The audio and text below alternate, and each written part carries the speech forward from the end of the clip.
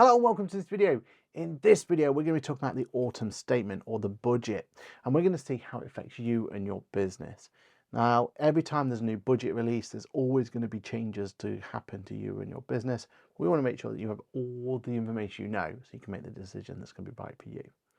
So stay tuned, roll the intro, and let's get straight into it.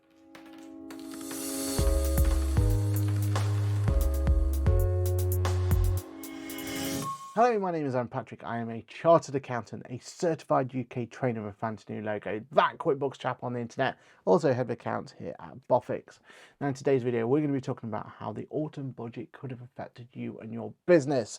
So without further ado, let's get straight into it and see exactly how it may have affected you. Okay, so what will the autumn statement mean for you and your business? Well, what we've done is we've broken down some of the key points that the UK Chancellor, Jeremy Hunt, shared with us. And importantly, we want to know how these policies may impact your business. So let's start straight off with the income tax bans, which are frozen until April 2028. Income tax rates and personal allowances will remain at the same level until at least April 2028 as part of the information that was provided. This will result in more workers falling into the high tax brackets as wages increase with inflation. Meanwhile, the threshold at which people start paying the top rate, which is currently 45p of income tax, will be reduced from £150,000 to £125,000. National insurance and inheritance tax thresholds will also be frozen until April 2028, meaning the amount of businesses and individuals pay will increase.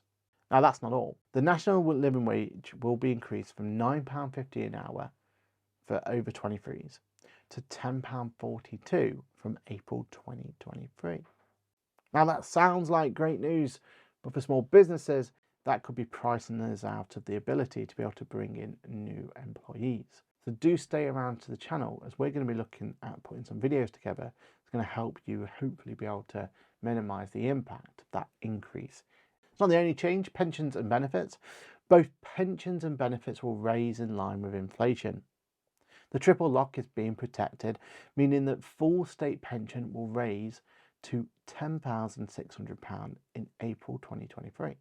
It's really important that the protection of that triple lock, because it ensures pensioners cannot be overtaken by the rate of inflation and the cost of living crisis. Now for the one that stings probably the most, and for all you small businesses out there, capital gains and dividend. Tax-free allowances for dividends and capital gains tax is due to be cut over the next 2 years. The dividend allowance itself will go from £2,000 to £1,000, while the capital gains allowance will reduce to £6,000 per year, both of them effectively being slashed in half. That means if you're relying on those forms of income, or it's been something from a long-term point of view, you've been looking to maximise your taxable benefits, then you're going to have to act fast, because from April 2023, if you were receiving dividends or if you were receiving a capital gain, you're going to be taxed at substantially higher because your allowances will be reduced. So do make sure that you look into this as soon as possible, because I think this is going to be one of the biggest changes that's happened for this particular budget. Business rates. Well, the property values which business rates are being based upon have been revalued, which in most circumstances, or if not all circumstances, will increase the rateable value of properties. Targeted support packages, though, with £13.6 billion over the next 5 years, will help small businesses transition over to these higher rateable values. This means that 2/3 of properties won't pay a penny more, benefiting around 700k worth of businesses. Windfall tax. The energy industry will have an expanded windfall tax, moving from 25% to 35%.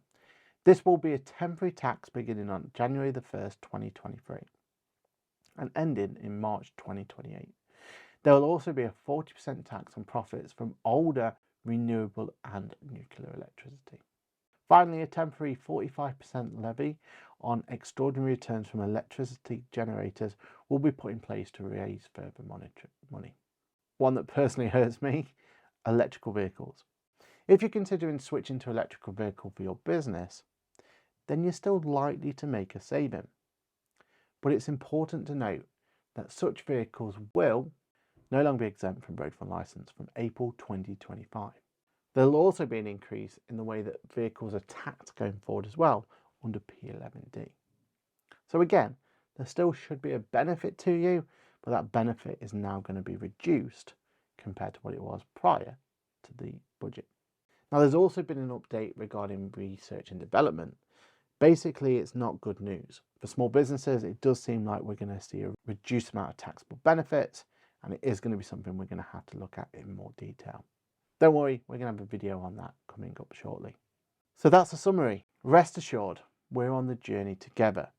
We'll be keeping an eye on further developments right on this channel, always keeping you informed about any changes that may impact your business. So as always, make sure you keep yourself locked into this particular channel. We also went into much more information about this over on our podcast, Ask the Accountant, where me and Johan spent a long time talking about all of these changes and how they affect your business. So if you want longer form content and you want to understand exactly what our opinions on this matter is going to be, then head over to our latest podcast. I'm not here at Boffix to make sure that businesses don't just survive, but thrive. Understanding and knowing exactly how the budget affects your business is definitely a way to make sure that you're thriving. My name's been Patrick. As always, this video has been an absolute pleasure to do for you, and I'll see you in the next video. Bye for now.